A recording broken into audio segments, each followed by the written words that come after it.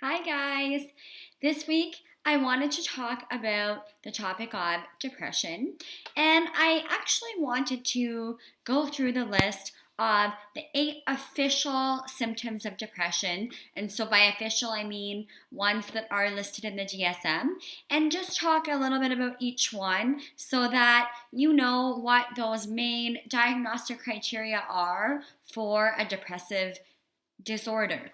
And next week, I'm going to have a follow up video to this where I will talk about some of the unofficial signs and symptoms that maybe you are dealing with some depression. Number one on my list of 8 is feelings of sadness throughout the day, nearly every day. I think this is an important one because if someone is depressed, it may not be that they're obviously showing outward signs that they're feeling sad every day, all day, but we will often see sometimes that people are more easily tearful. They present just as having kind of a down mood. And if you're feeling like this every day, all day, this isn't necessarily a normal way to be feeling. So this could be a sign that you are struggling with symptoms of a depressive disorder. And what this can also feel like is kind of that feeling of emptiness and being unable to express what it is that is making us just feel so down in our mood. So that is number one. Number two is a loss of enjoyment in some of your favorite activities, diminished interest and pleasure in things that we used to enjoy doing. And this, again, is usually experienced every day for someone who is experiencing depression. So if there are things that you used to like to do, like for example, go to the gym or spend time with your friends or read a book, and now the thought of doing those things incites no pleasure or joy in your life, and you are almost sometimes feeling a dread of doing those things, or you just feel nothing towards them, that might be a sign that you are dealing with a bout of depression. Number 3 might be significant weight loss or weight gain. When you're not dieting or you're not intending to lose or gain weight. This is because if you are experiencing a bout of depression, quite often your appetite will be affected. So you may be feeling so stressed and overwhelmed that you aren't hungry at all. Or the other flip side of this is that sometimes people with depression will eat to comfort themselves and to try and manage some of that emotional pain that they're feeling. Number 4 is insomnia or hypersomnia, so affected sleep patterns. Depression can make us really oversleep, so if you notice that someone around you or you have started to sleep in until noon and normally you're an early riser, that might be a sign that you are dealing with a bout of depression. The same thing can go if you normally are quite a good sleeper and you're finding that you're going to bed really late or you're unable to sleep well through the night or waking up a lot through the night.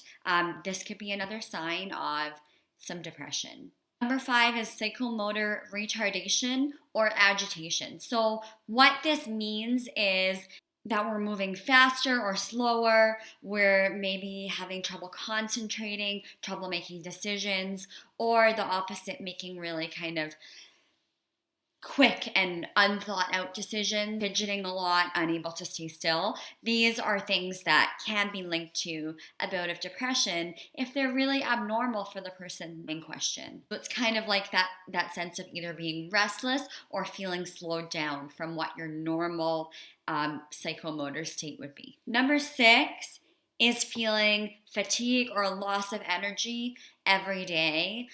This is an important one because it's really affected by the not sleeping, but also when we're in a chronic state of stress, which quite often will come along with depression, or when our nervous system is depressed, we are using a lot of energy to do all of our tasks throughout the day. So more energy than if we were not in this depressed state. And that can lead to us feeling really tired and not always knowing why. Number 7 is feelings of worthlessness or excessive inappropriate guilt. So really going to that place of self-blame for things that maybe we cannot control or things that for other people would not be a big deal, but we have really taken them on and decided to blame ourselves for them. This comes back to some of that low self-esteem that quite often comes when we have cycles of depression.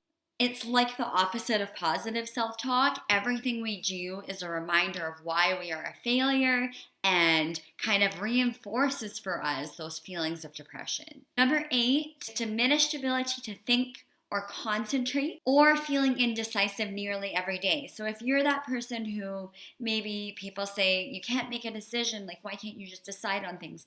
It could be a sign that you deal with some depression, maybe some low self-esteem as well, that is kind of inhibiting you from being able to be decisive about things.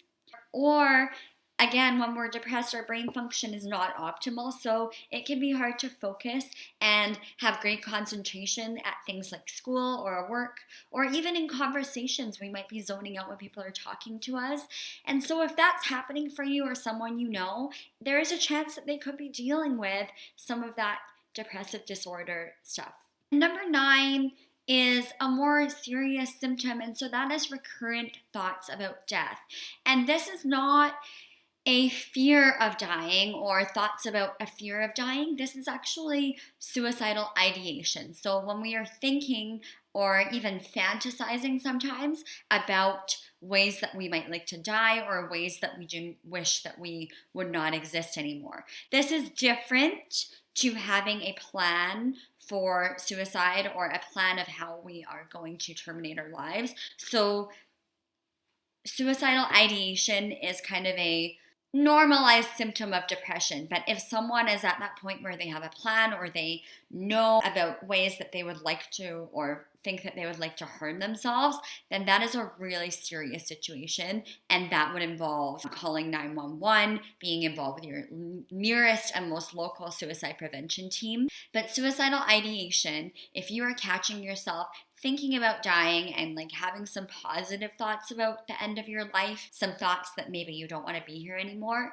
this could be a sign that you are suffering with some major depressive disorder symptoms, and that it would be beneficial for you to seek some help through therapy, maybe through antidepressants, and even through things like a change in diet, exercise, all of those things that help our bodies and our brains to run in an optimal way. So I wanted to highlight those symptoms because I think depression and depressive disorders are really common. A lot of people who experience depression will experience more than one bout in their lives. But what I want to encourage people is that these bouts of depression usually improve.